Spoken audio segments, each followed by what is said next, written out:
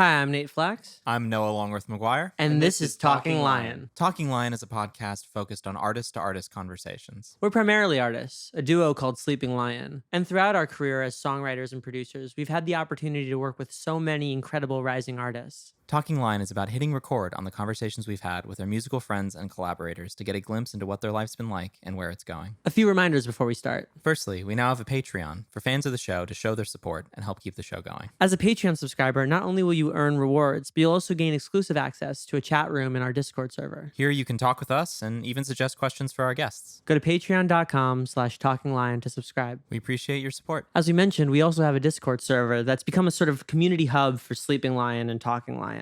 We're very active on there and very eager to talk to you about who you are on the show and how you feel about the new episodes, as well as just talking about life. So yeah, come through and you can talk with us. You can make some new friends, share your art, and share your memes. Go to sleepinglionmusic.com/discord to join our server. We hope to see you there. Lastly, our face is on a shirt. We have shirts now for Talking Lion with our faces on them. If you want to wear us on your shirt, buy a shirt. It helps support the show, and it shows your friends that you like Sleeping Lion and Talking Lion. You can find these shirts on our website, sleepinglionmusic.com/store. Pro tip: Patreon supporters of the honorary Lion tier or higher will get a free shirt. Now back to the show. We recorded this episode with our new friend, Austin P. McKenzie. This was our first time meeting Austin P. McKenzie. We connected following the release of his single, Summer of Love, and we get to know him in this episode. A content warning, we talk about drugs and addiction in this episode, so if you or anyone listening is triggered by those things, it might be worth coming back to this episode at another time. Especially in honor of Pride Month, we appreciate Austin P. McKenzie's vulnerability, as well as his journey into identity, sexuality, and creativity. We wish you all a happy Pride. And without further ado, I'm Austin P. McKenzie, and this is Talking Lion.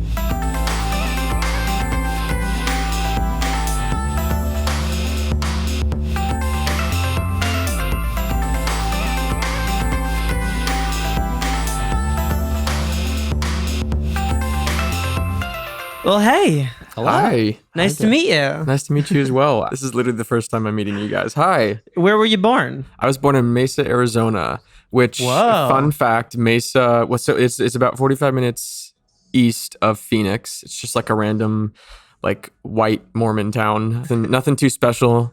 I can't necessarily say that I'm from, like, you know, a tiny little town in Arizona, but I'm also not from, like, anything special. Lots of, again, white Mormons. Anyway, Mesa translates to the word table, and that's because Mesa is incredibly flat, meaning you get shit ton of sun and therefore just skin burning heat. And it's also just it's just a dull place to live. It's not the most exciting place. What was the experience like growing up there? Like, did you have to deal with some of the bigoted white Mormons, and was music accepted, or was it more of a footloose situation?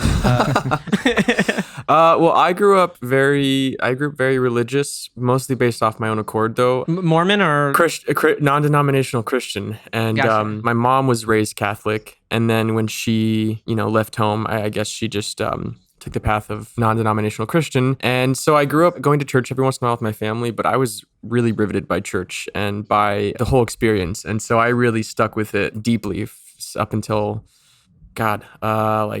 right after college, so like 2014. So I've always been very open to any sort of religious or spiritual ideas. And so growing up in Mesa, when all my friends and family members also were Mormon, I was super open to it, open to learning, because of course I knew all of like the liberal stigmas of Mormonism, but I sort of wanted to find out for myself. And so I did spend a chunk of time growing up learning about Mormonism, going to Mormon church, talking to Mormon missionaries, just sort of seeing what the whole thing's about. And as it turns out, it's not for me. I was gonna say, did you got rid of the Western stigma and created your own? Yeah. I mean, I said, like all my friends growing up were Mormons. So like I didn't, like I said, I knew the stigmas, but there wasn't, like, I loved all my friends who were Mormon. They were all so gentle and accepting and caring. And so I was like, what is this about? Like, let me find it out. I feel like we don't talk a ton about religion on the podcast, but I do mention very often that I'm Jewish. And I think one of the things that was very eye-opening growing up, or like sort of just going to other areas, because in my area it was there were a good number of Jews. There were temples all around and whatnot, but a thing about, like, as long as you're not an Orthodox Jew, the thing about being Jewish, so that it tends to kind of just be like a background thing. Mm. Like we're like, okay, yeah, I get some of us believe in God, some of us don't, some of us like have a lot of random ideas about spirituality, and that's wonderful too and stuff. But like we kind of get that like the Torah is kind of just like a guidebook maybe, and it's old as hell. And then you run into somebody like I remember the first time I met like a very devout, I don't know the denomination, but a very devout Christian person. Or it was like when Ash Wednesday happened Right. for the first time as a kid. And they're like, yeah, and we were told that we, to put ash in our heads. I'm like, wait, you listened to that? Like that's like, it's not like that was the thing, is that I feel like Reform Judaism is like background radiation. Whereas like it's a lot more just the cultural and community yeah. aspects of religion, and rather than the then like, oh, hard this is what you were doing rituals, today. right, It's right. like, yeah. I always like. Here's the interesting thing about me is like you went to Catholic school. I went to Catholic school. And my dad described himself as a recovering Catholic. Like he grew up Catholic in the Midwest, like in the '60s, and kind of ran away from it because it just didn't vibe with his personality. And my mother had a similar and kind of parallel experience. So I was raised very secularly, but ended up going to a Catholic school just because it was like, the good high school, the good fancy international high school. And I I also grew up in Rome, so that also gave me a very specific view of Catholicism. Would you say it was Roman Catholic? It was truly as Roman Catholic. Yeah, right. So I got this window into, on the one hand, being like taught by like religiously by nuns in certain contexts. I got a window into the classic, like very dogmatic, like. Did you get the ruler? Did you get? No, it wasn't. It really wasn't Okay, that kind of Catholic school. Like it was. We had like a couple old frail nuns who taught us like once every couple of weeks. Did you get addicted to speed and get really good at chess? I did not, Okay. unfortunately. Damn. But on the one hand, I got the window into the a little bit of the classic Catholic experience of nuns being like, don't have sex before marriage, and like abortion is terrible, and like all the classic things that you think of when you think of like Catholic education. But I also got a window into the fun kind of Roman Catholic, the part of Roman Catholicism that's actually paganism that just got repackaged over the years, and like all the patron saint worship and the like festival of the animals, where like the local priest comes out and blesses all the goats like on a given day, and all that like kind of weird ritualistic stuff that like ultimately is more about community. It's more about everyone in the neighborhood coming together and doing something together, or which is, I mean, or rituals, and I feel like Judaism to a T. Was yeah, just, exactly. So I feel like that's what's always been interesting to me. Like I got to see the parts of religion that are very community like oriented, and that can be very positive for people, and just bring people together in a common goal. What made you? Because you said that when you were in college, you kind of started to feel a bit more straying from faith and whatnot. What would you say kind of prompted that, and what was your sort of? Well, I went to college for 2 years, and I dropped out. Classic. And Nice. Where did you go? I went to Columbia College, Chicago. Not the smart, shit. not the smart Columbia. No, I know the other. I know Chicago. Yeah, the liberal arts, weird experimental art. You got the deep dish version of Columbia. That's a very good. I don't know if that's a pun, double entendre. I don't know. I like it. No, so I went to school in Chicago, and for the 2 years I was there, just like devoted to the Christian church that I was going to. I was in a Bible study, which I loved. I loved the people that I like did the Bible study with. I taught Sunday school to the kids, which I also loved. Loved the people I worked with. Like I was involved. And and then what flipped the switch? I not totally flipped the switch, but what changed everything was I moved to LA. That was the thing where I was just like, why am I not going to church anymore? What's the first like few years of living in LA? It was not a pleasant time for me. I had never been put in a position where I moved to LA. And it was like, here's all of these vices that you can use to deal with shit, or, quote unquote, deal with shit. And me being, I guess, naive, like I totally fell into those vices. And so there was just like there was a lot of shame involved of like, oh, I don't belong in a church anymore. I'm sort of a black and white person. So it's like, oh, if I'm going to be naughty, then I'm going to be 100% naughty. If I'm gonna be doing bad shit, like I'm gonna be doing bad shit, and like Lean into it, in for a penny, in for a pound kind of thing. yeah, I guess that's sort of how I've always lived. I don't like the gray areas. Were you out in Arizona or in Colombia, or was that something that you were more public about when you got to LA? Honestly, that's what's crazy about that is that is still a ongoing question for myself, and I still feel like I'm coming out, and I think that's because of a lot of reasons.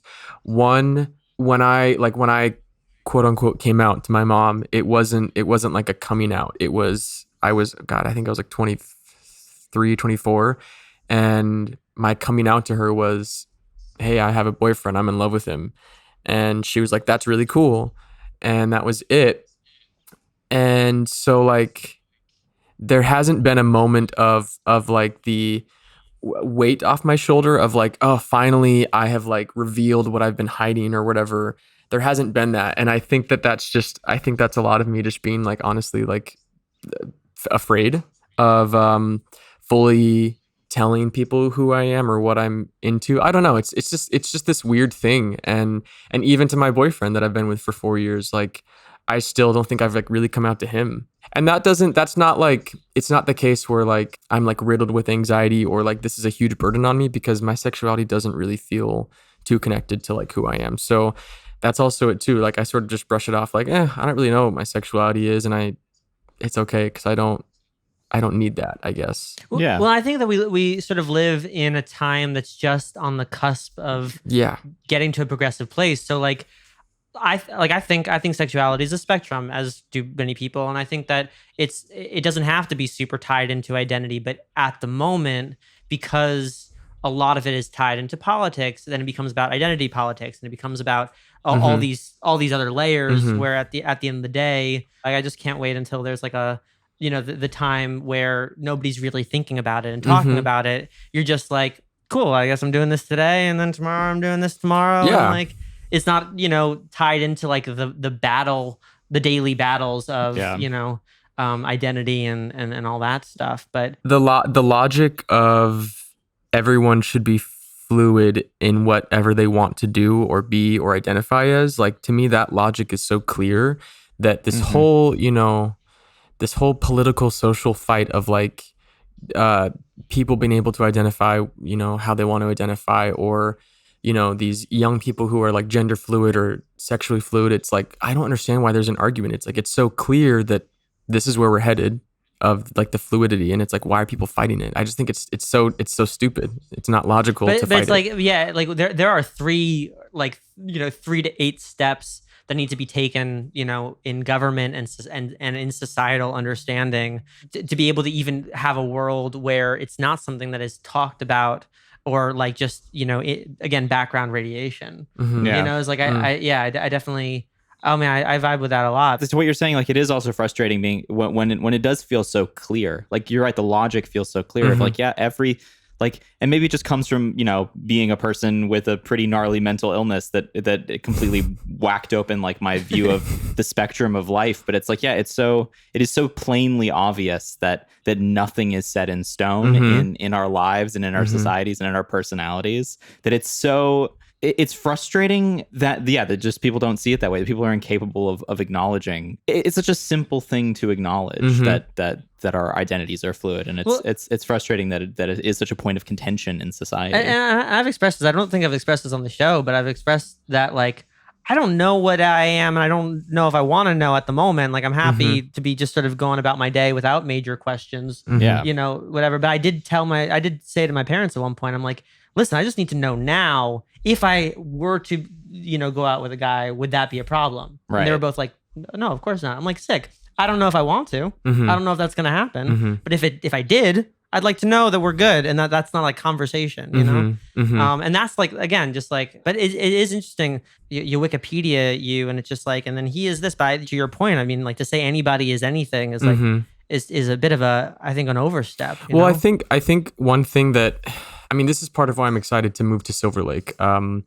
I've lived I've sort of like lived on the cusps of LA since I moved here. And I know it sounds silly and like, why should that really matter to your experience living in LA, but I guess I've always been like, no, I don't want to live in the city. It's too much for me. I need my space. But I think something that has happened because of that is it's like isolated me from different experiences that I could be having that I think would be beneficial. And so moving to Silver Lake at the end of the summer, I'm excited for, because I'm just excited to like see other young people and I don't know, meet new people and experience different things. And I guess moreover, just like get in touch with whatever level of queerness that I have, mostly because I sort of just want to like do a check-in with myself of am I expressing myself exactly how I'd like to, which is something I'm excited to explore in my music videos. How, gender bent am I? And does that matter to me? Does that feel right to me? And it's like a cool little process. And I'm excited to continue to explore that. I think music is a phenomenal arena in which to explore those things. I think it's so special that we have that. Well, like I'm so lucky that I live in a time where, I reached a point where I just had to make the decision, okay, well, I can't find people to get behind what I'm doing. Do I want to just do this myself and like fund my own music and blah, blah, blah, blah.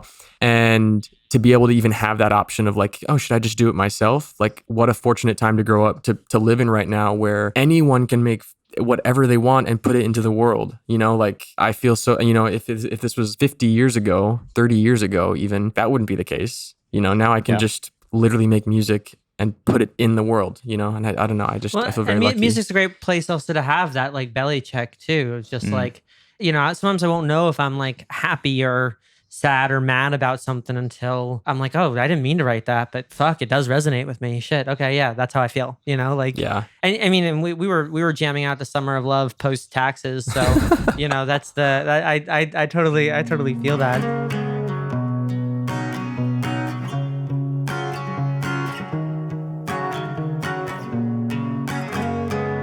Did I read right that you were in the Deaf Spring Awakening? I was, yeah.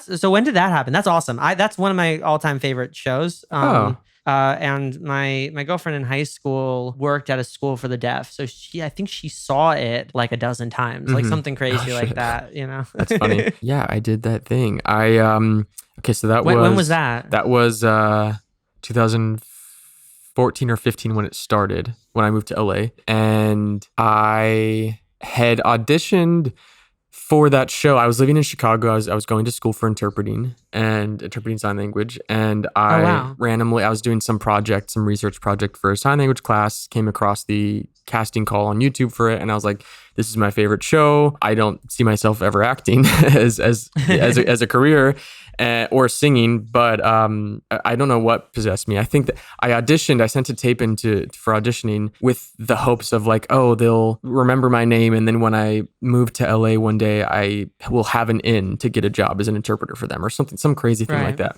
And then they ended up offering me the lead role in it, which was... You had Melchior, right? Yeah, and it was so unexpected, and like it was just so weird. I was not going to be an actor at all. I did theater in high school, but after that I was like, all right, that was a fun little hobby. I'm done. And so I basically like I called my mom and I was like, this cool thing happened, but I'm not gonna go, like, right? And she was basically like, you have to go. You have to do it. And so I moved to LA. I lived in my car and made $80 a week. And we did this little version of Spring Awakening with deaf people and sign language. And then about a year and a half later, it moved to Broadway. And I was fortunate enough to get taken along on that journey. So I made my Broadway debut. Yeah. I unfortunately, because I was in college at the time, I think I missed seeing you, but my mom definitely saw you. Shit. I know she went a couple times because she's a big theater person. I wasn't allowed to. I was too young to see the original. I think my parents dropped me off and went to go see. Like they pawned me off. But that didn't stop my mom from like singing "Bitch You're Living" in the car. Right. I loved that show growing up. Honestly, like I don't want to give it too much credit because that would be crazy. But like I think that show has a lot of influence on my writing in music because I loved the writing in that show of the music, the like poetic, whatever lyrics. I love that show. It's my favorite show. Still is my favorite show. I'll give it. I'll say that we joke around that we're recovering theater kids. No. So like a lot of our stuff. I mean, between Judaism and theater, a lot of our stuff has a counterpoint and different themes going in and out. Like, Mhm. I mean, we literally have a massively multiplayer ensemble number, a big act one finishing. Our new record, the last song is an a cappella piece that the last, like the ending outro is all of the choruses from the record like stacked on top of each other. That's dope. But that's awesome. Do you have a favorite song from Spring Awakening, whether or not you sang it?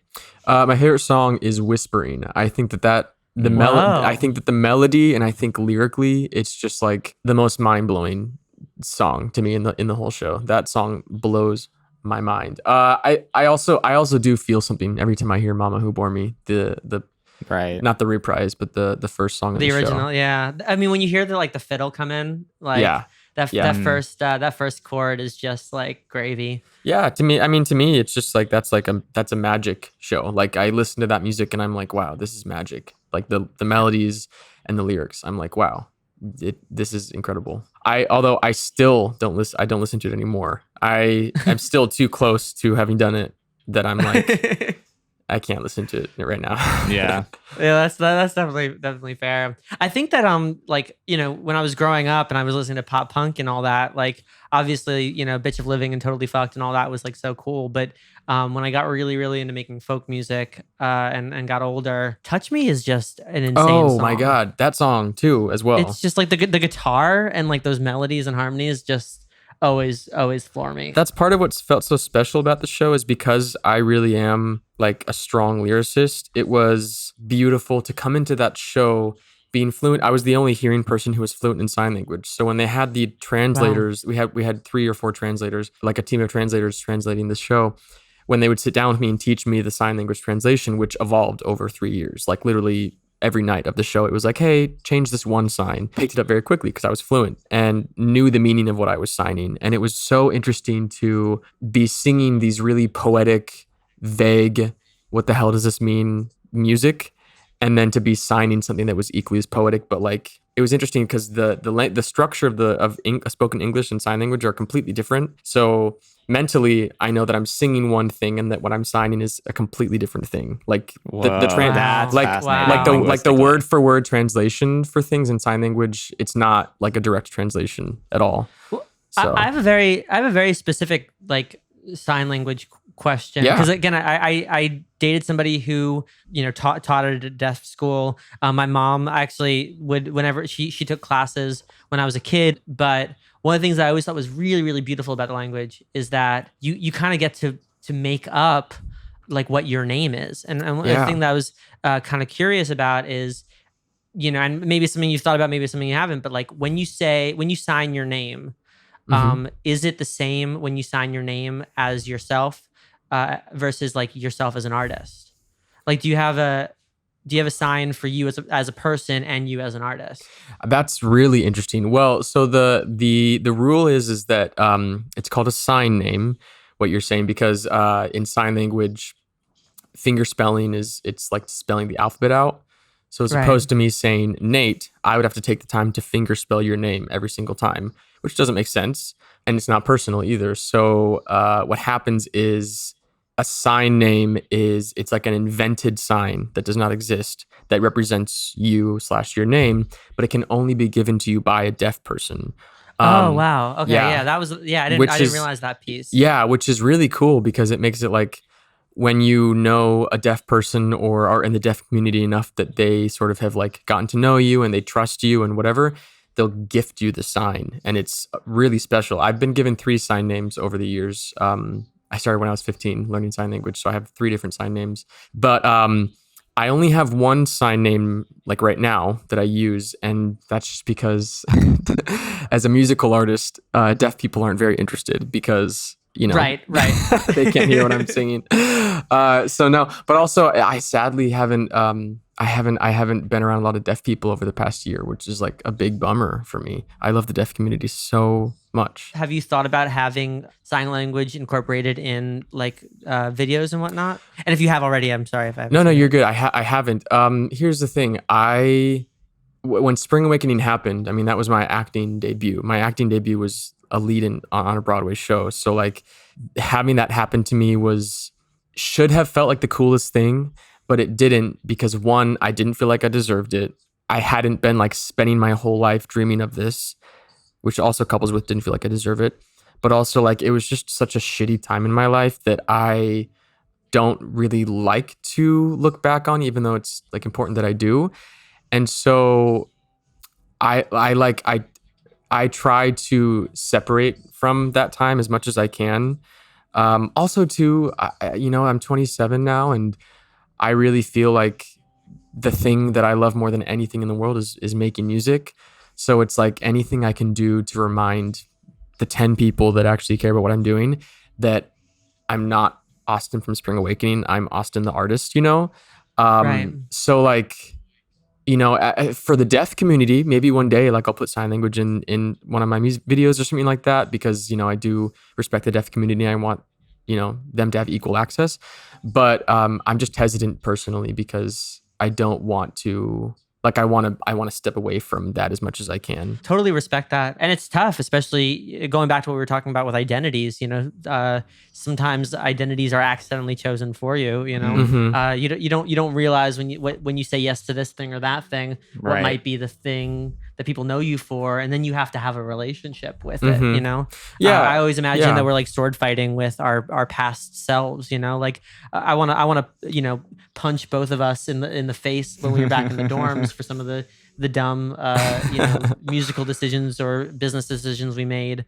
And I'm sure child stars are sword fighting with their younger selves and all that stuff in their heads. I get that. Yeah, I mean, and it's really interesting to be in a relationship with someone who could not identify with that more.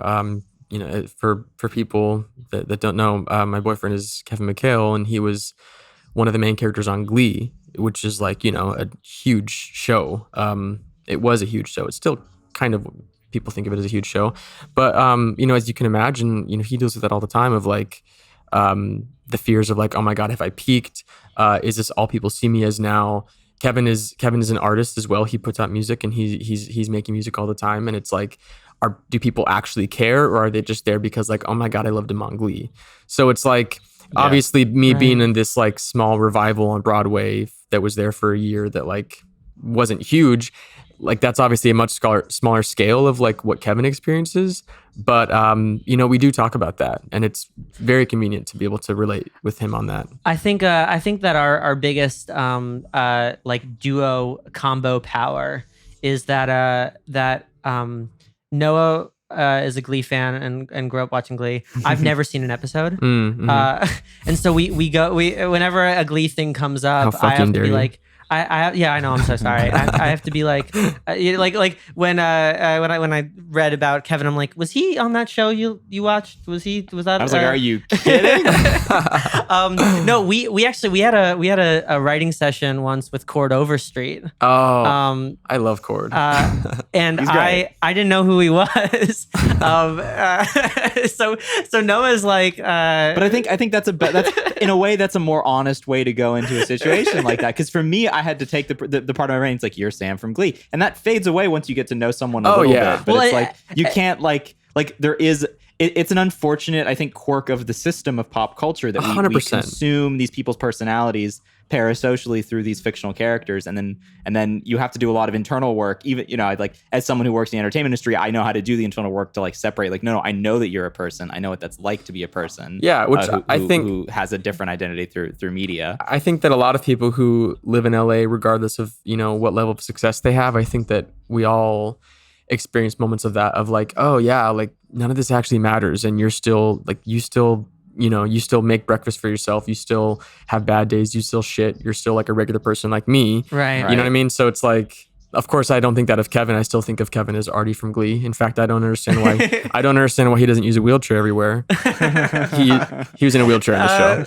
For Nate, for you that hasn't seen it. No, I think I knew exactly that much because I did one Google search. But no, I think that what's fun though is that like, because we went into the chord session with at least half low pressure, or just like half like no context, we wound up actually writing it was a great song, but it was a hilarious sort of joke song about making love literally to an Oreo cookie, like to an actual cookie. I don't know Cord like that well. I guess technically he's probably more of an acquaintance because I've only like seen him at a few parties or bars and been like, "Hi, how are you?" That kind of stuff.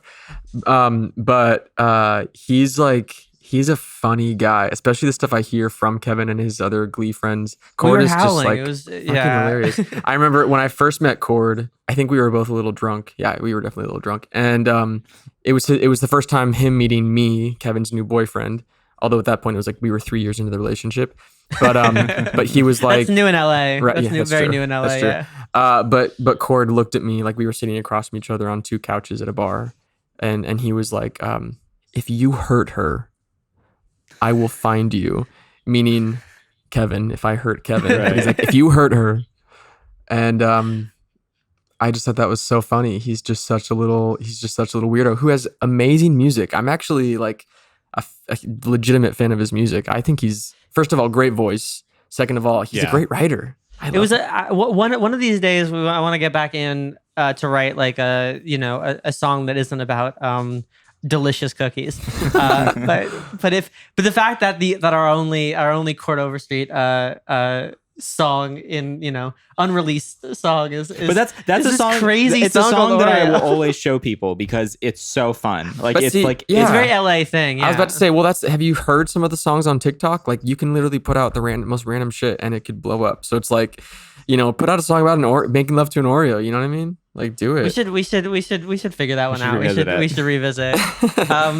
How did you meet your new boyfriend? So when Spring Awakening finished, I was in a mini series on ABC called When We Rise, and I basically went right into that after Spring Awakening. So that was like 2015 or 16, something like that. And again, like, still did not know if acting was even what I wanted to do, and was still in this really crazy, tumultuous part of my life. And went into this, I think I was there for like 6 months in Vancouver, TV show. And Kevin was in the last episode that I was in. So we had scenes together. And I met him on set, and we were friends for about a year. Really, really good friends. I considered him a best friend. I don't know what his position was like, but I fell in love with him. And I told him one day, "I'm in love with you." And then he said, "Hey, I'm in love with you too." And then the next day he said, "So does this mean that we're boyfriends?" And I was like, "Yeah, I guess it does." And then 2 days later, Donald Trump was elected as president. So Oh, fuck. So I don't know if that's like our fault, for choosing to be in a gay relationship, cursed the world. So, but if that is the case, I'm sorry. I didn't mean to put a curse on all of us. The timing was not great. I feel like we're not going to pin that one on you. I don't think that's definitely not on you. I mean, like, as terrible as that night was, as I'm sure we all remember, it was also like it was a really special night for me, particularly because I had never been in a relationship before. I'd never told someone I loved them before. I'd never dated a guy before. I'd never dated before. So it was like totally new. It was totally scary. I didn't know what the hell was going to happen. And like, we're seeing the results roll in. Both him and I are drunk, obviously, at this point, and he just pulled me aside into what is now our recording studio and just like hugged me in the dark. And we were both just like, we were terrified, like, what the fuck does this mean for us? And so obviously scary and terrible, but it was just like it was a special moment. 2 days after starting to be a boyfriend with someone, we have this like instant, another connection of, oh wow, this is about to be a bad time for anyone who's on the outside of like anything conservative,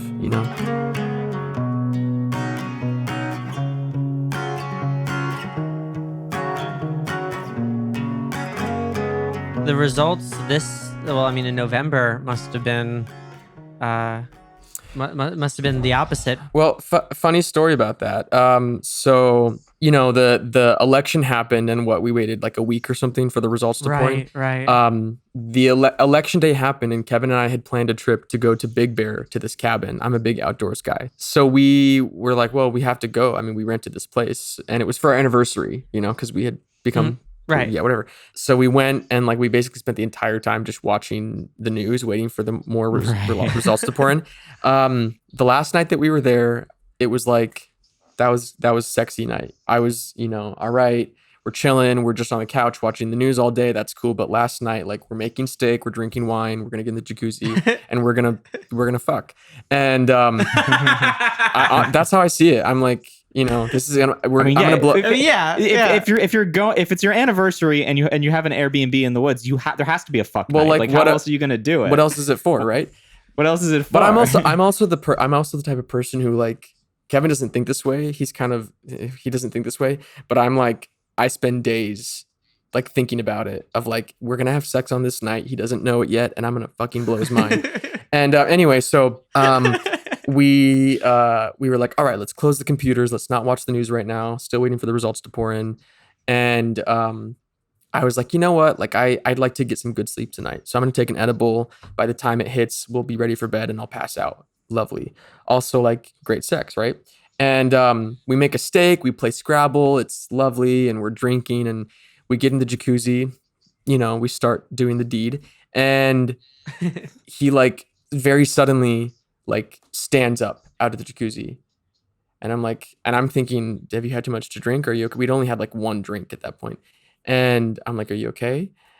He doesn't say anything. He just gets out of the jacuzzi, butt naked, and then sort of like storms into the house that we were staying at. And I'm like, what the hell just happened? And then I just hear this like gigantic thud noise. And at first I thought he was like closing like the bathroom. I'm thinking he's like in the bathroom, slamming the door shut, vomiting or something like that. Again, only one drink, so I didn't know. And then I realized that the thud was the sound of a body hitting the floor. Oh. And me having been a camp counselor for so long, I like get into emergency mode. I run inside. Right. I'm also butt naked. Run inside, and this bitch is face down on the floor, like fainted in the living room that's hardwood floor, as if he was like trying to go towards the couch and just like fully face forward hit the ground. Oh my and like God. He's fucking like he had cut his eye open, or not his eye, like right above his eyes with his blood. He was bleeding from his nose, and he's like he's having basically a seizure. Oh my God. Jeez. And I'm thinking, wow, I must have been really great. Like, Wow. I'm like, wow, I really rocked his world more than I thought I would. Turns out he just has like he has a sensitivity to, like however high you are in the mountains, the pressure, whatever. Oh yeah, like with the a heat blood and pressure stuff. thing Yeah, or something like yeah. that. I think that coupled with drinking, coupled with getting the like hot water, messed up his blood level or something like that. Anyway, he's having a seizure. And again, being a camp counselor, I've seen it all. So I've dealt with many seizures. And I'm like, okay, my boyfriend's passed out having a seizure. And he hit his head super bad. Ultimately found out he got a concussion. I called my doctor friend and I'm like, eventually Kevin came to. And I'm like, should we go to the hospital? Like, he hit his head really bad falling on the floor. He's like, yeah, you should go to the hospital. At this point, I'm stoned. Like, I am stoned. And Kevin's like, well, I think you have to drive because I hit my head. And I'm like, okay, like I'm going to drive you to the hospital. And I'm sitting in the emergency room, stoned out of my mind for like an hour. Like, this woman comes in, had a heart attack, some baby's crying. Like, it was not the best anniversary. Not great. But it's your anniversary. It was special. That's, it's an unforgettable one. That's for sure. It's a damn good story too. It was story. special. Yeah.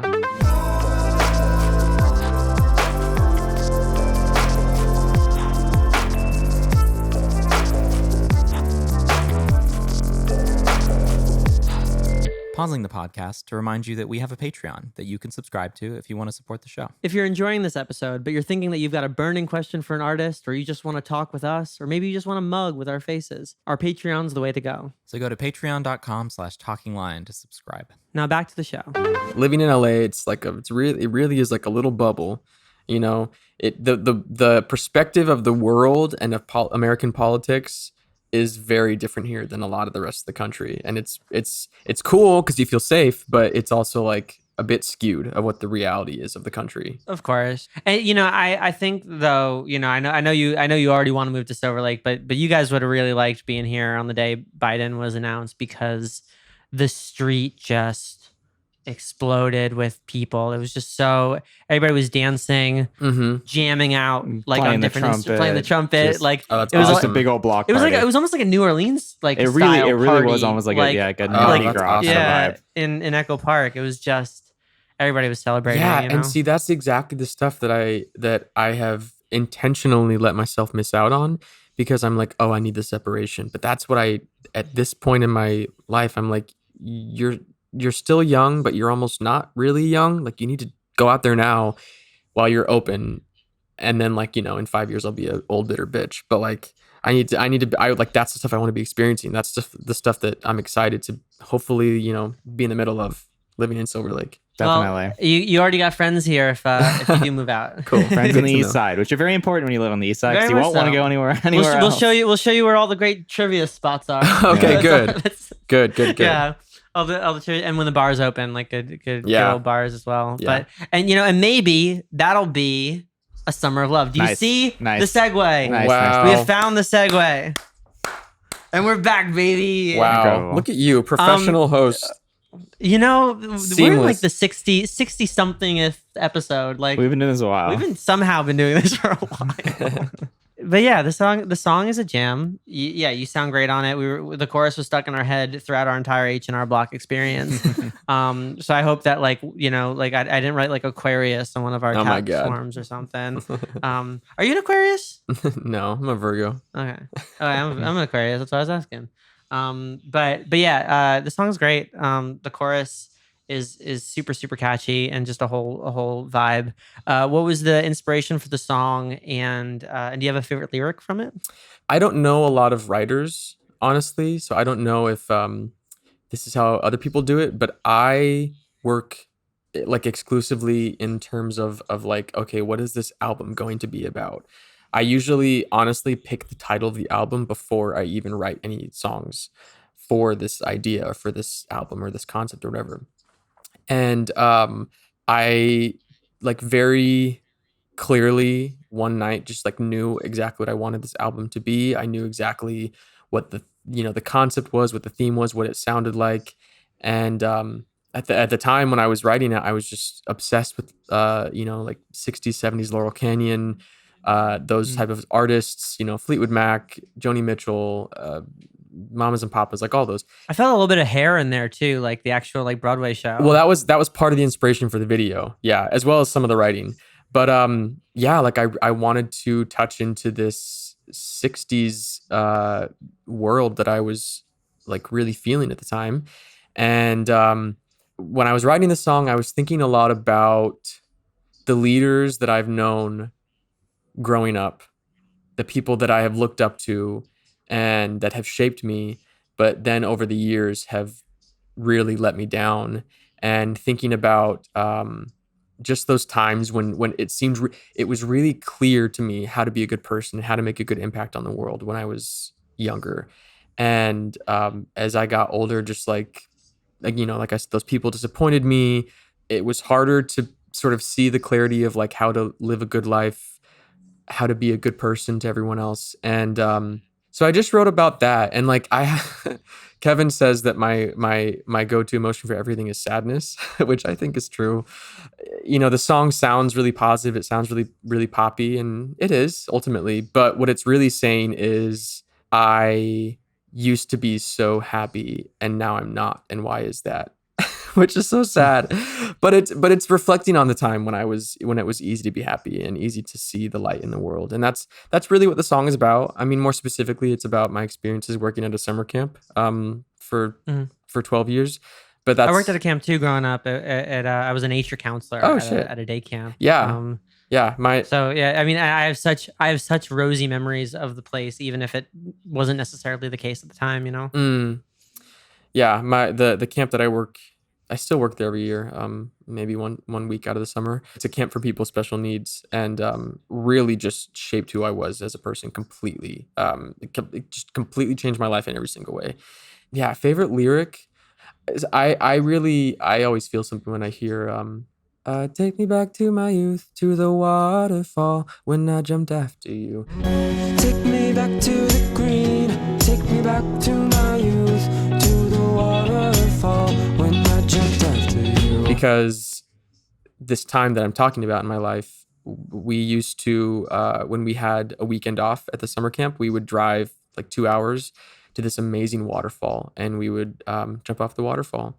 And it was just like a really special time in my life. And so I feel something every time. I live with constant fear, and I've always been afraid of everything my whole life. And so I don't know, I guess that was just an exciting little piece of imagery of doing something even though you're afraid of it. And yeah, that's like what it was in that time in my life. Those few years, it was just exciting, and I was young and happy and not yet jaded by the world, which I'm not jaded. I'm not.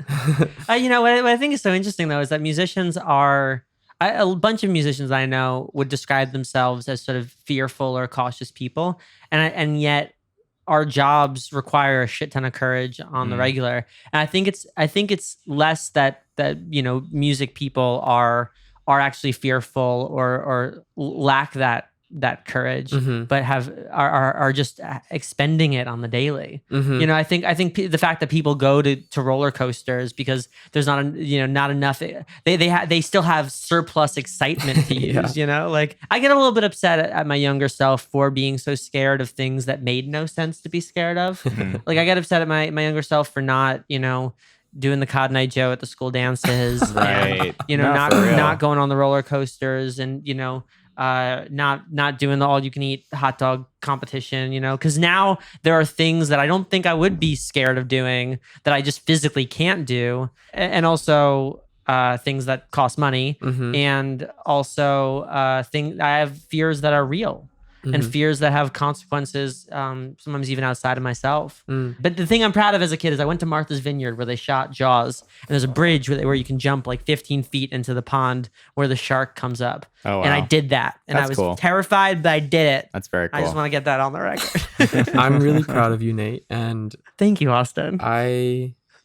it doesn't sound like the scariest thing in the world, I will say, but I'm proud All right, of you you. don't have to judge it. I'm just saying. I'm proud of you. I'm proud of you.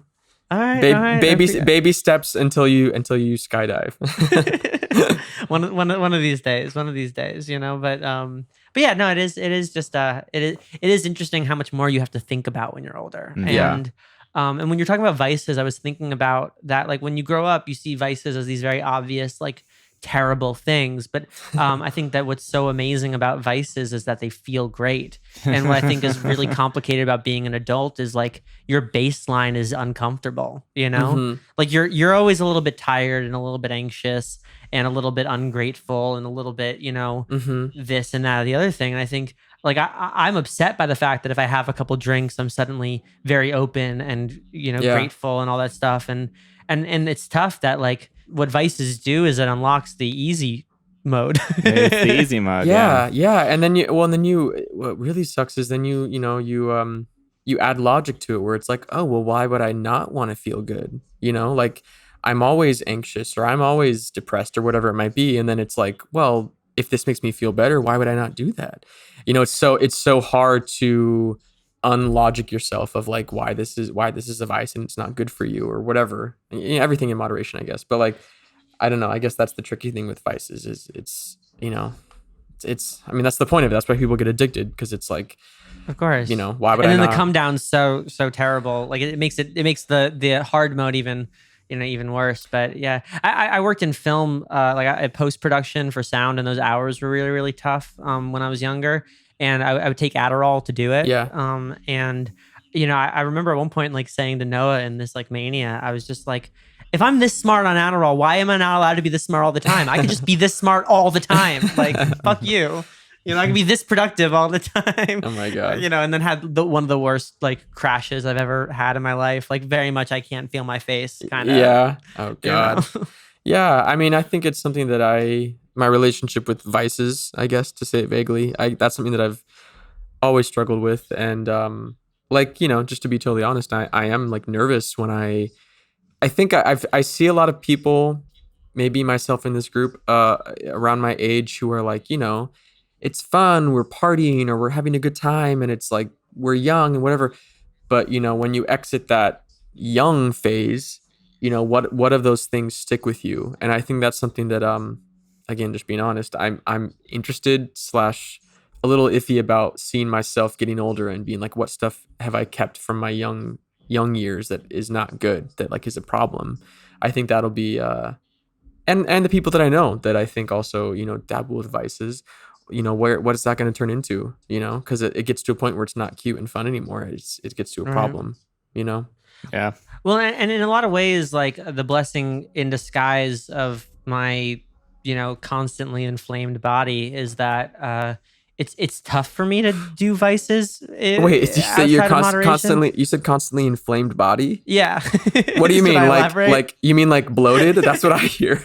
No. What do you mean? Like, I have eczema on my face. I have like jaw and gum inflammation. My bowels Oh. are burning. You know. Oh my God. I you know, like I'm just like, if something can, like, you know, be exacerbated, I get there faster. Kevin's a bit the same way. His body's super sensitive to everything. He can't even have, like, last night someone said, "Do you want an espresso?" And he's like, "Hell no. I'll pass out."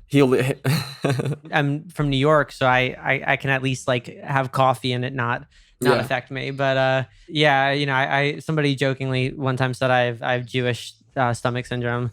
I've heard of that yeah, before. but because of that though, like I keep my nose clean, because that would be a whole mess. But also I can't, as much as I like drinking, I can't really drink.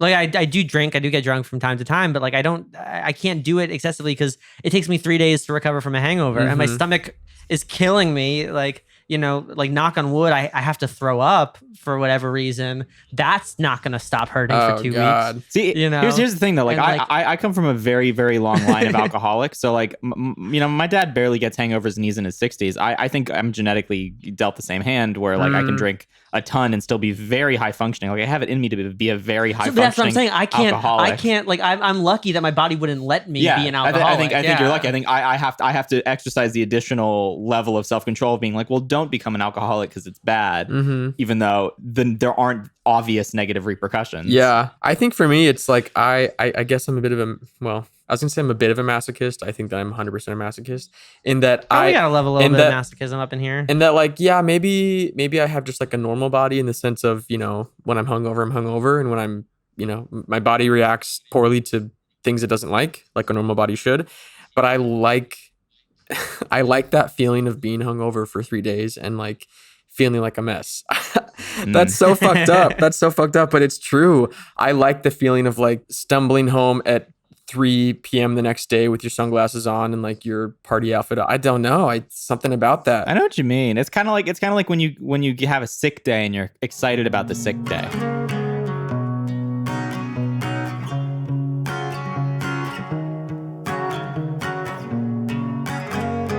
I can't go to sleep unless like my brain is like starved for sleep. So I'll stay up until 4 a.m, you know, playing chess. You know, my brain will like, go to sleep, and I'm like, you're not that tired yet. You need to be very tired. You know, that's the for me. It's Settlers of Catan. That's what keeps me up till 4 a.m. Whoa, nice. you gotta come by. We'll play some Settlers of Catan. Yeah, Kevin and I got into. Well, I learned how to play it years ago. But then Kevin got into it during COVID. Someone taught him how to play it because they have like an online version that I didn't know about. And now we are both obsessed with Settlers of Catan. I love that. Never go wrong. I'm a total nerd though. I love board games. I play D&D. Oh shit, I was about to ask. Do you play D&D? We're on a play- D&D campaign right now. I play the D&D. What's your character? Who do you roll? I'm a rogue, half elf. I'm a rogue. Half elf. Although as I'm learning, that's bullshit. Why didn't I choose the person that could do the magic? Never has my I'm a half elf wizard. My baby. pickpocketing skills have never come to use. Yeah, and here's the thing: if you're a wizard, there's a spell called Knock, which allows you to pick any lock. So thieves' tools are useless. Exactly. I'm just gonna come out and say it. Wait, no, but like, what kind of rogue are you? What do you mean? Like Archetype? Like, because I'm a phantom rogue, so at a certain level, I can like walk through walls and shit. well, my character in D&D is sort of based off of like Harley Quinn. So he has like 10 plus in acrobatics or something like that. Do you do a voice for him? Oh, he's like, well, he's a little bit like, he's always drunk and he's doesn't give a fuck and he just wants to have a good time. He's That sounds like your character now. Yeah, that's my character in DD. My character's bacchanalian, to put it lightly. he's just like, listen, I know this person thinks we should go into the cave, but what I think we should do is just light the town on fire because this place sucks. That's fun. And I know a way better town. Like that's what he sounds like. He I love sounds like that. a bit of an asshole, I guess. I based my character on Lauren Malvo from the Fargo Yeah. TV show, Billy Bob Thornton. So, and at one point he carried around a coin where like if he ran into a stranger, he would flip the coin and depending on where it landed, he would just kill the stranger. Oh shit. So I would just be like, well, hey there, are you feeling lucky today Oh my god. or not, right? And Noah's character is like a lot more A like lot more like fun and vibrant. He's got like a bit of a shitty Irish accent. And he's very fun, and mild mannered. his name's My name's Aeneas. Aeneas, and my name's Waster. Yeah. Kevin, so when we started this campaign many, many months ago, Kevin I was like, Kevin, you should do it. I think you'd like it. He was like, yeah, I would love to play D&D. And he did I almost said episodes. He did 2 like sessions of it and he didn't get it, which I don't understand what they're. No, our friend who was on the TV show as a kid also didn't want, like she played only one round and then was like, He's like, this is this not was for my me. life at one point. I don't want to do this. Well, I just like, I don't get what there is not to get. It's like you just Yeah. play pretend and you have someone who's like leading this, sort of pushing the story along. Like you literally just play pretend. But he didn't get it. So we ended up killing his character off. we killed our friend's character off too. But that's the thing too, is this like I think for us, because so much attention is put on like who you are as an artist, to make up a character and like live in them for like a second is really, really nice. Mhm. Whereas like for somebody who spent a chunk of their childhood being somebody else, I imagine that's a lot more of a contentious task to do. But yeah, do you play video games too? I haven't played them in a minute because I grew up obsessed with video games, particularly horror video games. And I Wow. still am obsessed with horror. I'm obsessed with all things horror. But You played Phasmophobia? no, okay, I tried to, but I have a Mac and you can't play that game on a Mac. Like I even got Right. I forget what it's called, but like the thing where you basically can run Windows on a Mac. Like I got this whole partition, yeah. Yes, I got this whole thing so that way I could play this game and it didn't work. I was so upset because everyone's been telling me to play that game. But I don't play video games a lot because I love them so much that as soon as I pick up that controller, I'm stuck for like 2 weeks until I finish the game. So it's Yeah, that's fair. That's super I get fair. so unproductive. Like I played Alien Isolation. Isolation Oh, yeah. for the first Oh, time. that a game's great- so that's I good. a played it great for the game. first time a few months ago, and it was the same thing where it was like my to-do list did not know where my to-do list was. I just needed to finish this fucking game. What's your favorite horror game? Silent Hill. Yo, Nice. okay. Yeah. Classic. Truly classic. Noah has a video of me with like a box on my head in college. Like I have a box on my head, like a big cone. I don't know why it was on my head, but I was wearing something on my head and I was playing Outlast and I'm just screaming. Oh my god. I'm like I don't do well with horror stuff.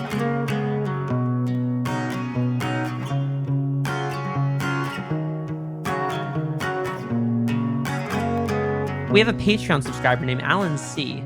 He has a question for you. Are you ready for Alan C's question? Yeah. What motivates you to continue making music?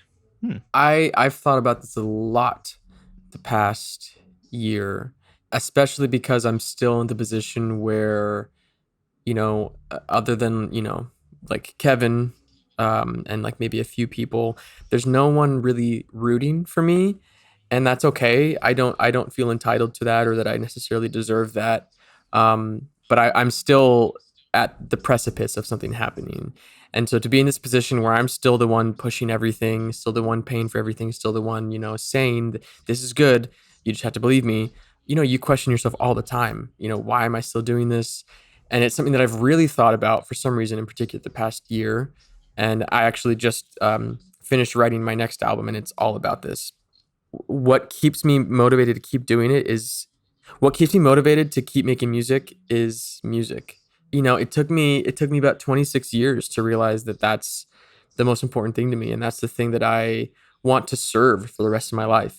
The music. I think like a lot of people through COVID have been able to reflect and think about a lot of things, and think about what's important to them. For me, it was just like a strong, oh my God, I'm deeply in love with and having an affair with music, and I've always been that way.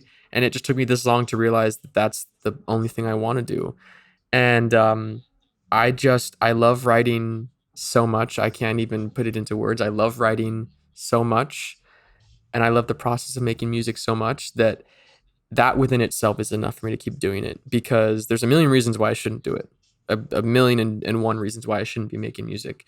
But I just love it. I love it too much to not, and God forbid if that ever fades and I stop loving music, I think I'll be doing it for the rest of my life. And whether or not, I get a record deal one day, or whether or not anyone ever cares, I still love the music that I'm making, and it's helpful to me, and it makes me feel good, and it makes me feel I've never felt more in my own skin than I have in the past year, feeling like a writer of music. And so that's just like, that's who I am. It's completely who I am, music and making music. I love that. Yeah. I love that. I think that what motivates me to do music specifically, one is that I get to wake up every day and work with my favorite producer. So I think that the way to execute ideas is always like very easy and very fun, And the other thing too, and it's a hell of a high, when you get it right, when you get a song right and you got it right, Mm-hmm. it feels so good. And it's so exciting, and your whole day's made. Yeah, I think that and it's few and far between, and then sometimes you have a great week and it's like everything you do. But yeah, I think that feeling kind of keeps me going, and chasing that feeling kind of keeps me going. Yeah, and I think it's also, there's a lot of trepidation when it comes to me being like, I'm an artist, I'm a writer, because, that can be really annoying when people are like, yeah, I'm an artist, listen to my music or whatever. But, as I like come to embody that, and how do I name myself that without feeling like a total asshole?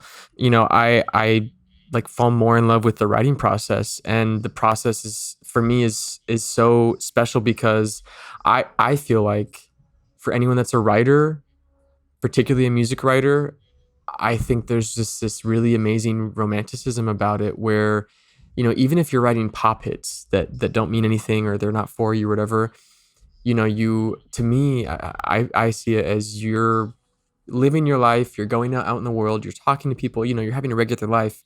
And when you feel that moment of inspiration, whether you're in a conversation with someone, or you're, looking at something that you find inspiring, and like that little switch flips where you think, oh, this moment is really special, or this moment is really specific. Okay, how do I put this into a lyric? What aspects of what's happening are cool enough that if I wrote it on paper, it would describe this moment perfectly?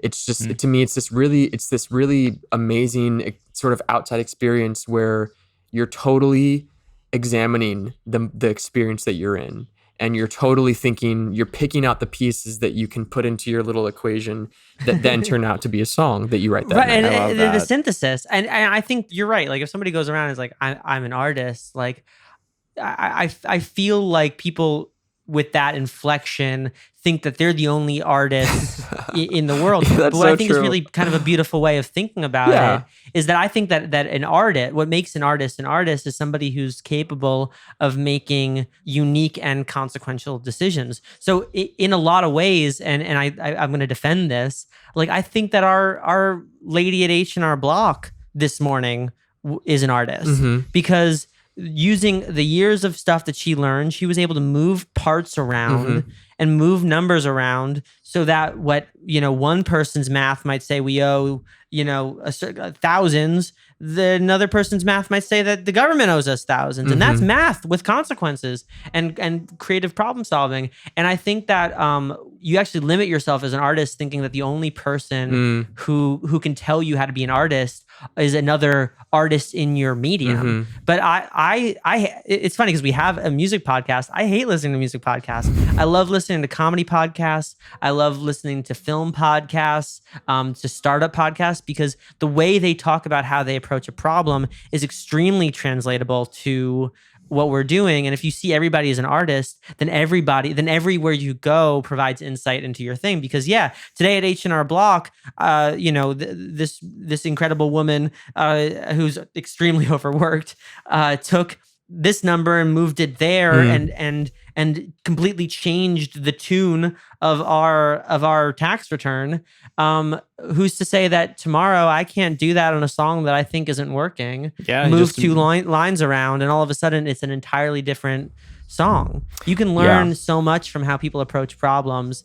And it's not just, we have a music podcast, but almost, to our detriment. I think that we try to talk as little about music as possible and instead talk about what it means to figure out shit. Because that's the great Jimmy Shive Overly from my favorite television show, You're the Worst, famously said, it's all writing.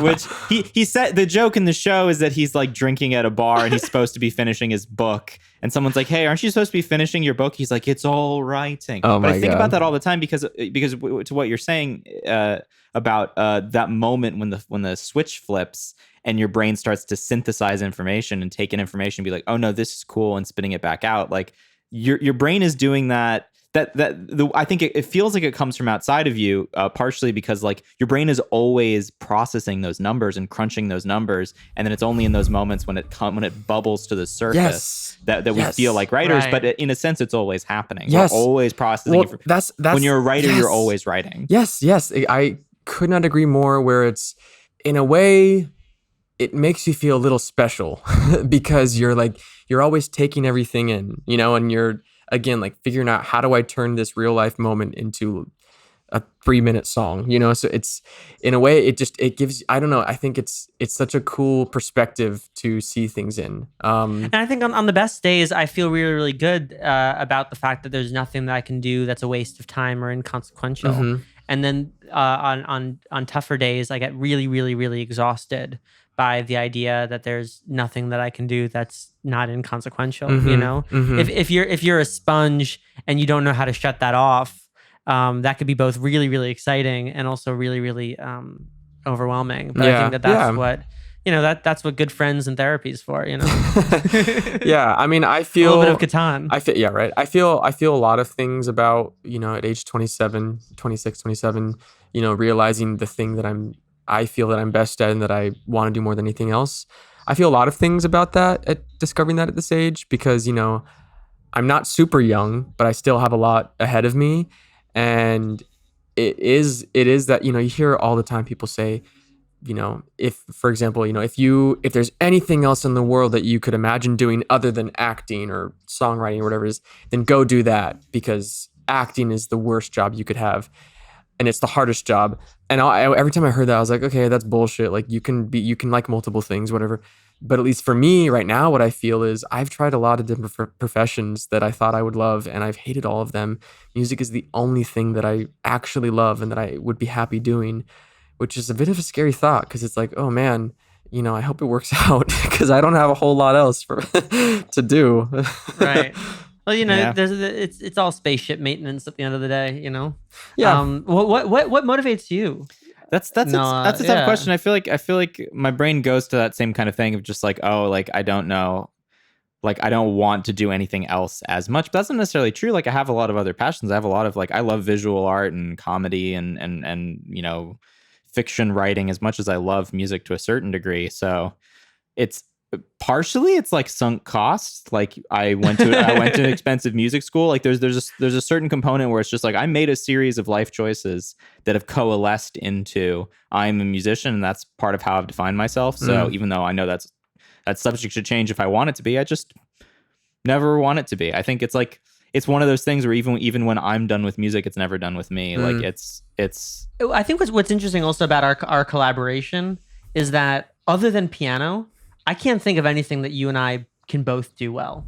Like I think that what's been really, really interesting is that like almost everything that you wind up doing, I'm just like, how the fuck did you do that? And like, how did you solve that problem? And how did you go into that? And like, I don't want to speak for how you feel about what I do, but I feel like I have a bunch of random like little knickknacks and hobbies and shit that like you haven't spent the time learning how to do either. So I can't think of, other than piano, can you think of another overlap of like that you and I both are like really proficient at? I don't know. That's an interesting. So we get to like just every day kind of learn about like making shit. Yeah. Less about what it is we're making and more on the process of making shit. Yeah. But yeah, I thank you, Alan C, for your question. That's a very interesting question. And Austin P. McKenzie, are you ready for the question round? The question round. I'm ready. Yes. All right. First question is, what is your phone background? My phone background is the lock screen is an anime drawing of a boy at a piano. And then my home screen is space because the album that Summer of Love is on is called Somewhere in Space. Very cool. Very That's cool. awesome. Very cool. Next question is, do you have a non-musical hobby? We've talked about a bunch on the show already, but is there one that you haven't mentioned? I'm a big outdoors guy, so I love rock climbing. I love camping. Nice. Very cool. I definitely, if we're talking about hobbies, I definitely have to mention baking because I nice. love baking. Yeah. Very cool. That's a good one. That's a beneficial hobby to have for you and your loved ones. Well, This is if you do move to Silver Lake, play Catan and bake us cookies with us. I see. Invite. I see now. I see. No, that's good. I make some good cookies. So use me for my cookies 100%. and your hay. And my hay. Yes. Amazing. And on to the most important question that we have. Probably the most important question you'll ever answer in your life on a podcast.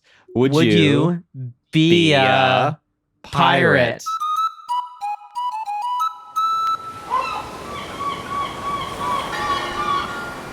Arr. I wouldn't be a pirate because I would want to be like a solo assassin, bad thief, anti-hero type of A person. rogue, if you will. A rogue. If I'm gonna be a bad guy, I don't want to do it with other people. I want to be a bad guy by sick. myself. So whatever that is in that time period, that's what I am. That's a nuanced answer we haven't gotten from. I this really round yet. like that answer. We've asked this question 60 times, and that's the first time we've heard that before. That's a very cool That's answer. why we keep asking it. It really brings out your alignment, I think, is why I like it the really question. ruffles your sails. Very, very interesting. Do you have any tattoos? I what is your do. first? I just got another one about a week ago. I have 1, 2, 3, 4, 5 tattoos. But wow. I'm looking. Very I'm cool. looking to get about 127 more. Oh, okay. Amazing. But who's counting, right? But who's counting? Yeah. Yeah. What was your first? The first tattoo I ever got. I was visiting Colorado. I was visiting a high school friend. She was a tattoo artist. We all got very stoned, and she said, "Do you want a tattoo?" I said, "Hell yeah, I want a tattoo." And so she did a stick and poke, and it looks like total shit because it's a stick and poke, but I cherish it 100%. What is it of? It's the signature of Nathaniel Hawthorne, one of my favorite authors. Oh, wow. He wrote The Scarlet Letter, and yeah, it does not look great. That's cool. I mean, it's a signature, cool, so though, like yeah. I feel like you can get away with it. Yeah. You can just say it's artist interpretation. Yes, exactly. Yes. What was the first concert you ever attended? Kathy Tricoli, which was a like adult contemporary Christian artist. Oh, And wow. I was a toddler and I was obsessed with her. And I don't remember this, obviously, but my the famous story is that I ran on stage with her and sang with her, I guess. Like, Oh my God. I guess she picked me up and like, I don't know. So that was your first concert in a sense too. my professional debut yeah. as Austin P. McKenzie, the artist, was with Kathy Tricoli. Wow, that's so fun. I love that. That's a great story. Can you recommend our listeners in Listenerland a movie, a book, and a TV show? Movie Dancer in the Dark is probably one of my favorite films of all time. Wow. Older film by Lars Van Trier, I think. Right. Yeah. Yeah. Bjork stars in it, and it's just like it's a strange movie, but it just really breaks your heart every time you see it. It's incredible. It's redundant to say that a Lars von Trier movie is weird and strange. That's true. That is redundant. Incredible. I mean, it's a musical, but Bjork made all the music, so it's that tells you enough that it's gonna be weird. I love her. Yeah. Love her. Have you ever seen the video of her taking apart a television? Duh, I've seen it like 100 times. And That's so funny. the psychic told me that these little things are good for your brain. Like, You should never let poets lie to you. Do not. Yes, the television lies to you, so don't look at it for too long. like, Oh, she's amazing. She's amazing. amazing.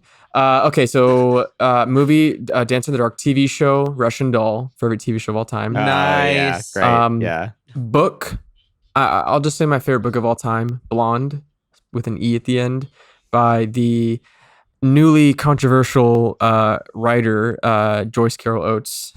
I thought you were gonna say Dr. Seuss. No, she's been known to be quite controversial in the trans world these days on Twitter, which is not great.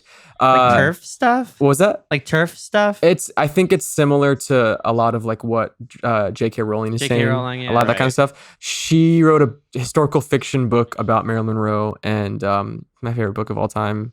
Love that book. Very cool. That's awesome. Do you have a Not the turf stuff, but Yeah. but But the book, it sounds interesting. I mean, Marilyn Monroe is an interesting mythological figure. My grandfather actually published, like, I don't know if you've seen like that coffee table book of like Marilyn Monroe photos. Well, But- I went through a very serious Marilyn Monroe obsession time, so I've seen many coffee table books about her. Next question: do you have a scar with a story? Oh, yeah. I have many. I don't know if you can see. Obviously, listeners well. can't see, but wow. I have many scars. burn? Scars on my forearm in really unfortunate places where I'm sure if anyone sees these scars, they worry about my mental health. But these are just burns. I used to be a pastry chef, and so these are burns on my forearm from reaching in the oven and burning Yeah, myself. they look like pastry burns. Yeah, if you watch Ratatouille close enough, you can see that the animators put these exact scars on a lot of the chefs in that. Oh, wow. Yeah. That's very Yeah, cool. it's pretty cool. That's a great detail. I love that stuff. Yeah. All right. Next question. What are 3 thoughts you have at this very moment? I'm hungover. I really can't wait to finish this song about sex tonight, and I have been craving a burrito all day. Nice. Amazing. Important. Excited for what's number 2 called?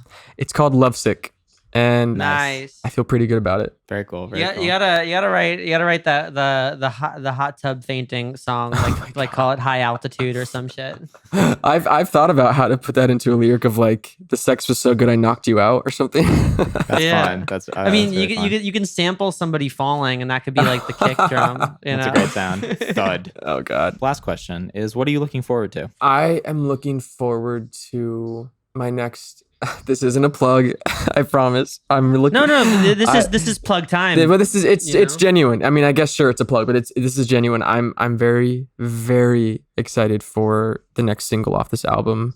Literally, so I operate mostly out of the studio that's in Kevin's house, and that's above me right now, and he's literally mixing the next single. It's called "Sending My Love Through the Ether," and it's like in its final stage. It's gonna get mastered and then it's done. And I really love this song, and Kevin does too. He's gonna direct the video for it, and the video I think is gonna be really beautiful. So I'm really excited about that. My brain is so crypto obsessed at the moment that I was like, oh, cool, it's about the coin, like the Ethereum coin. I'm so sorry. Oh my God. No, that's so awesome. We can't wait to hear it. Austin, it's so nice to meet you. Lovely We to can't meet wait you. for you to be in our neighborhood potentially. Yeah. And for Catan and cookies. I'm just putting that out into the ether. Into the ether. If if I may. And yeah, man, it's so nice to meet you and make a friend today, and and have all of our taxes figured out, So. It was lovely. The pleasure was mine. I had no idea what to expect, and honestly, this was just really nice. It felt like I was just chatting with old friends or something. So thank you. The summer of